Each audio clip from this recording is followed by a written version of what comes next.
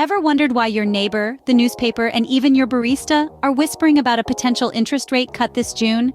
It's not just idle chatter. There's a real buzz about the Federal Reserve potentially lowering the rates. From Wall Street to Main Street, this topic is making waves. It seems everyone has a stake in this decision and its implications. So what's fueling this widespread speculation? Stay tuned as we delve deeper into why experts are predicting a rate cut. To understand the why, we must first understand the what. In simple terms, interest rates are the cost of borrowing money. Picture this. You're borrowing $100 from a friend, and they ask you to return $105. That extra $5? That's the interest. Now, on a larger scale, this concept applies to banks, businesses, and governments. Interest rates are a fundamental part of our financial system, acting as the throttle for our economy. When rates are high, borrowing gets expensive, which can slow down spending and investment. Conversely, when rates are low, it becomes cheaper to borrow, sparking economic activity. Now, let's dive into why experts are predicting a rate cut in June 2024. The first reason is a potentially slowing economy. High interest rates, while good for savers, can be a hurdle for borrowers. If businesses find it too costly to borrow, they may hold off on expansion plans, which can slow down economic growth. By cutting rates, the Federal Reserve makes it cheaper to borrow, encouraging businesses to invest, grow, and hire. The second reason is inflation control.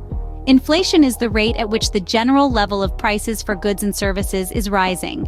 When inflation is high, the value of money decreases. The Fed uses interest rates as a tool to control inflation. If inflation is expected to rise above their target level, they might raise interest rates. However, if inflation is under control or below the target level, they have room to cut rates. Lastly, a rate cut can encourage spending. Lower interest rates make it less attractive to save and more attractive to spend.